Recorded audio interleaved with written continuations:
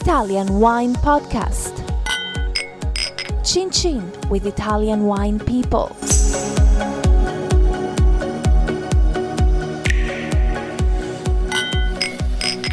This podcast is brought to you by Native Grape Odyssey. Native Grape Odyssey is an educational project financed by the European Union to promote European wine in Canada, Japan, and Russia. Enjoy. It's from Europe. Hello, this is the Italian Wine Podcast with me, Monty Waldin. My guest today is Silvia Imparato. Silvia's family winery is called the Azienda Agricola Montevetrano, and that is in Salerno, in the Campania region of southern Italy. Welcome. Thank you so much. Tell me a little bit about the history of the estate. Is it a family winery? The estate was the property of my grandfather and grandmother, but they were living in a town in Salerno, and they were used to go there 2-3 times in the year, not more. So it was a holiday? Was a holiday, was Christmas, was harvest, was Easter time. But they were from Campania? They are from Campania, and they were born in Salerno. And I remember I was very, very little when I was going with them in Montevetrano. After that, many years passed. They died and left the property to my parents. And my parents left the property to us 3 sisters. I was living in Rome. I was a photographer. And during a portrait, I had the fortune to make a photo of an American person who was accustomed to live in the wine. I have to tell that my impression was that he lived from his passion in the wine. And of course, I was very much seduced. The portraits were during about 2-3 hours. We were speaking.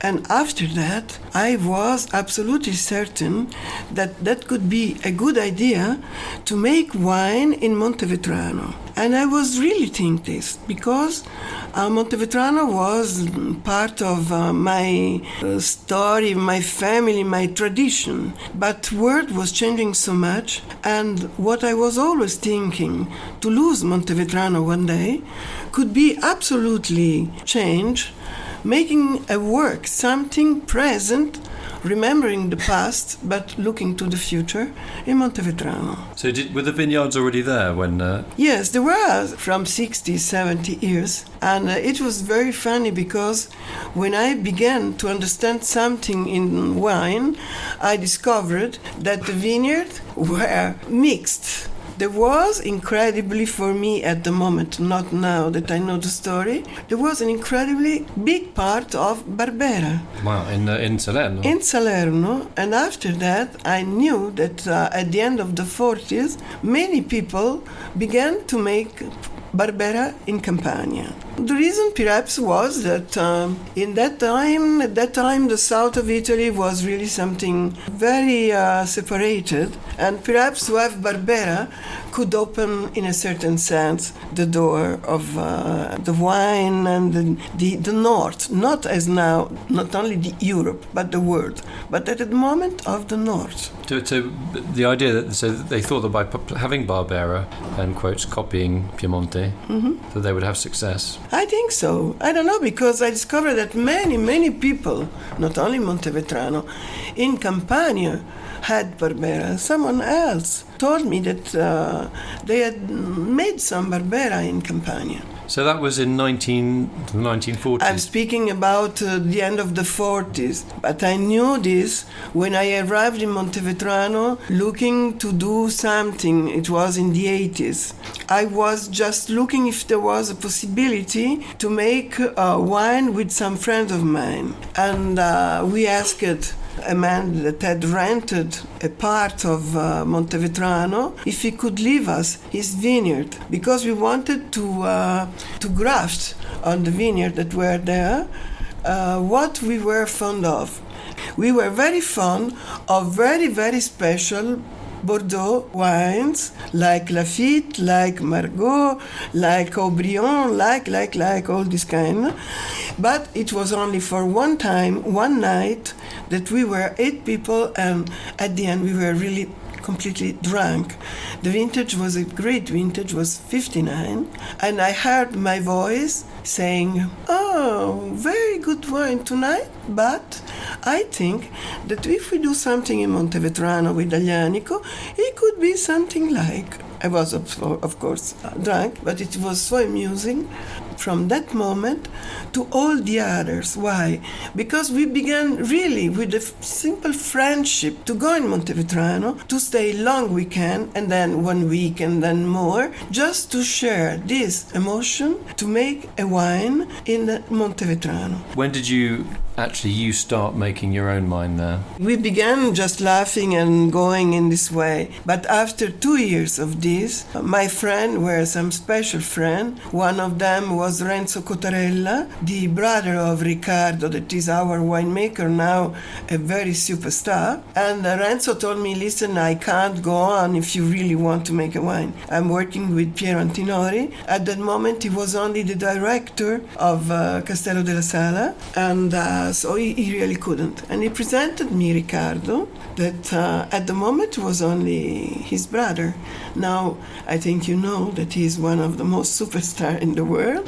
And the first time I met Riccardo, I told him, "Well, I know you're a very kind person, but I'm changing my life, so please, or we are going to make the best wine in the world, otherwise it was a pleasure." And so they always laugh, speaking of me, because of this person that was trying to make the best wine in the world from the first moment. In terms of the vineyards, what do you have planted now? Now they're past 25, 30 years from that moment, and we graft. We left the only Aglianico we had all together, that was pure Aglianico, only 10% of the vineyard, and then we grafted Cabernet Sauvignon and Merlot. At that time, Merlot was fantastic, was perfume, was magnifico. Now, as you well know, the weather has changed so much in all these years. We have planted more Aglianico, and it was so hot in the last years that Merlot is not so good as it was. So he had no reason and now to stay in the blend of Montevetrano. And now we have 30% Aglianico, 50% Cabernet Sauvignon, only 20% Merlot. Are you going to keep the Merlot, or are you going to take it all away? I'll see, because I am born not like a person who wants to make wine for the world. In reality, I was making my life and thinking that this marvelous adventure was entering in my life, but just with something that I wanted to share with some friends. Mm-hmm. And after that, after 3 years, all the people I was knowing that had a tradition in understanding wine was telling me, "This is fantastic, this is marvelous." I sent it to Robert Parker, and Robert Parker was writing how Sassicaia in the south is born. Everyone was saying, "Who is she? What a lucky person." I was absolutely desesperated. Why? I was a photographer with my feet on the floor, and I was knowing that this could be the end of all. Too much publicity for something that was just beginning in little quantity.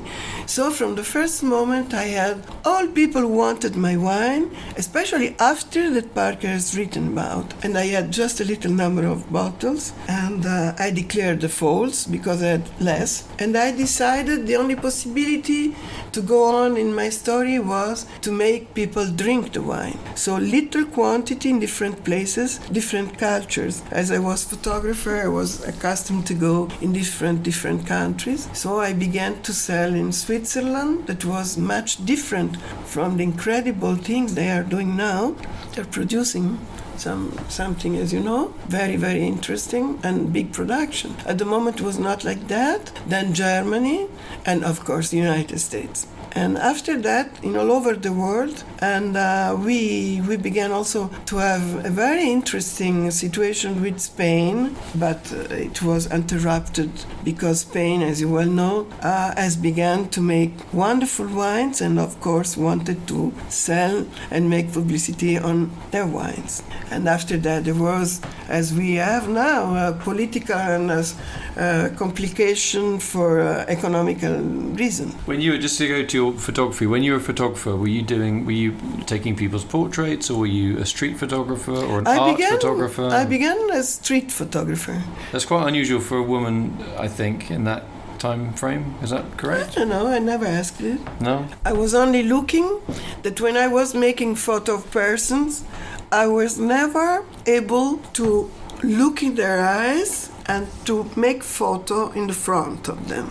So, like a portrait, like so. Yes. So, but street photography. So I was asking to myself why, and I decided that I wanted to begin to make a portrait, and so I began my portrait. But were you doing this commercially? I mean, were people paying you to do it, or were you doing it for agencies, like selling your photographs to, I don't know? At the beginning, I was working with an agency, and after I was a private studio. There were people who were asking portraits, but I was working with also with newspapers, El Italia, Venerdì di Repubblica, Marie Claire. Did you ever photograph any winemakers or wine people, famous wine people at that time, or was it mainly actresses or actors? Yes, or I've made some photos, but not official one. Okay. I was, without knowing it, I was sharing my world of photo and my world of wine. Have you photographed the Cottarella brothers? Sure. Yeah, but are they happy with the results? Not now. No. From the beginning. For example, I made some photo for Riccardo and when his daughter was marrying. But then I stopped. Why? I don't know. I am asking why. When the world of wine is official, I stop. Right, okay. So you were concentrating on one thing. I think they're something private for me. Okay, so photography is one world and I think so. Wine is another for you. In reality, it's not so. In my life, it's not separated. But officially, it's separated. I don't know why. Okay, so who's going to succeed you at your farm? Who's the next in line? And your family? Do you have family? Are they going to take over the vineyard at some stage or not? No. My family was not accustomed to go in the country. They were only going, as I told you, for the holidays. But then they appreciated very much because I began to go alone, and this go in Montevetrano and making wine has changed the life of Montevetrano, of the people working there, of the area. So now, on the contrary of what it was when I began with the first vintage was 91 until 95, 97. It was all another story. I was the first one. There was Mastro Berardino, of course. There were Vini di Ravello, but that's all. Now it's crowded with wonderful wine, white and red, simply because the story of that South was not the story of Mandolino, Sole Mio, was the story of people who had always worked La Terra, and in a very, very special, great way. So you're saying that the South didn't get the recognition it deserved until later than other regions in Italy, say Tuscany or Piemonte. Are you saying that the wines from Campania got less fame than, say, Barolo and Barbaresco? At that moment, I had no fame at all. Absolutely no fame at all. And when Robert Parker said about Montevetrano, it was really a bomb, because no one was speaking of Campania. There was, as I say, Mastro Berardino, always with great Taurasi, then as now. But now you can really choose in many, many, many different situations that arrived after the attention of the press to Campania. When is the best time of the year to visit Campania? Well, I'm fond of, so I can say every time, no. If I'm planning a the wine best trip. time is not, I don't think it is summertime, because we are in a touristic place, very close to touristic place, so everything is so crowded, and it is not only the noise of many people, it's also not to see, to really have the sensation of the space that you have, the light that you have. So I always suggest March, April, May, June, the first part of June, and then of course September, October, sometimes November too. After that there are some winter moments, very beautiful, but some others very cold. Yeah, I mean, it gets very hot and touristy in summer, doesn't it? Yes. So what is a good match? Or what is your favourite local dish? Okay, if I come and see you in Campania. There are so many to my... I am fond of, with Montevetrano, for example, I'm fond of... So what is the exact blend? If I get your latest vintage of Montevetrano... My latest I come and or visit my you. first? No, your latest. Yes. Okay, I come down and visit you. Early spring, not too hot. We have a bottle of Montevetrano. The latest one? Yeah. So the youngest? Yeah, we open it and I said, what are we having for lunch? And what would you say would be Well, perfect if it mix? is really very young, I offer you not the white, because I also make a white now. But From? And now I make other two wines that are Core Bianco, Core Rosso. Core Bianco is Fiano and Greco 50-50. Core Rosso is Aglianico, puro. I buy the grapes, so it costs much, much less. But my top wine is Montevetrano. So if you arrive in Montevetrano in springtime, and you just want to taste the last, so the youngest. The young wine, yeah. Well, you expect that I can offer you the white? No, I offer you Montevetrano fresh with alici fritte. So fried anchovies. Yes. Ma fritti come? Fritti con la pastella. Okay. So they're a little bit fat and hot in the mouth with this Montevetrano, the acidity of Montevetrano, clean the mouth. When you say hot in the mouth, it was very elegant, the two together. So when you're saying fritto or fried, are you adding any like pepperoncino? Is it spicy or No, just fresh. In oil? Because we are very close to Costiera. We go in 20 minutes in Cetara. So Cetara is very famous for the alici. Tyrrhenian coast, yeah? Sì. The Amalfi coast, yeah. So not spicy. But after that, I will offer you lamb. Mm-hmm. That for us is capretto, baby lamb, with Montevetrano different vintages. Okay, so basically that's quite a fatty lamb, isn't it? Milky lamb. It's a young lamb, capretto. Not so fat, yeah. Sorry, goat, yeah. Yeah. A goat, yeah. Capretto. It's something like a goat. It's a little capra. Okay, a little it's baby not goat. agnello, it's capra. It's capretto. baby goat. Capretto, baby but goat. I very often offer lamb too. But sometimes I offer Montevetrano with fish, fat fish, like cod, for example. But when you say, so you're talking about bacala? Si. Yeah, so that's salt cod. But it is not salt when you... No, it's not salty, but it's been salted, yeah? Yes. It's been aged in... But we used to make bacala in, I think, 50 different ways. I love bacala. Yeah, well, that's one of your key dishes in Campania, isn't it? The fishes I was remembering before was rombo. Oh, what is rombo in... Rombo with potatoes, I don't remember. Yeah, I should know this, but I don't, I'm afraid. Anyway, they're fat fish that with Montevetrano, a little bit fresh, so fantastic. So you mean slightly chilled, you mean? Yes. Okay. Yes. So the blend of your wine would be what? So if we take... The blend of my wine is Montevetrano. That means that all the vineyards are in Montevetrano, 15 kilometers from Salerno, 6 kilometers from San Cipriano Picentino, in that area of Campania, in a property that is like a circle. That means that I have put in the time Cabernet Sauvignon, Aglianico and Merlot in all the different places. That means that I have different soil, different exposition, and this for me is absolutely very, very, very special and very interesting. I am asking why I go on making a wine that is so much without truth. What I mean is that I think that my passion for the wine is because absolutely without a truth, like life. When I go on the market with the new year, the new vintage, I always used to have 5 different glasses for the same wine, and I can assure you that if I didn't know, I could think there were 5 different wines. And if I'm happy or not, the same wine is different. If I drink coffee or eat a olive, so I think this is the most interesting thing. That's why I'm always making research, and to have the same Aglianico, the same Cabernet Sauvignon, the same Merlot in different places. And I think this is a big challenge that gives energy to my life. So I want to say thanks to my guest today, Silvia Imparato from the Montevetrano winery in Salerno. Obviously a lady of passion. Sure.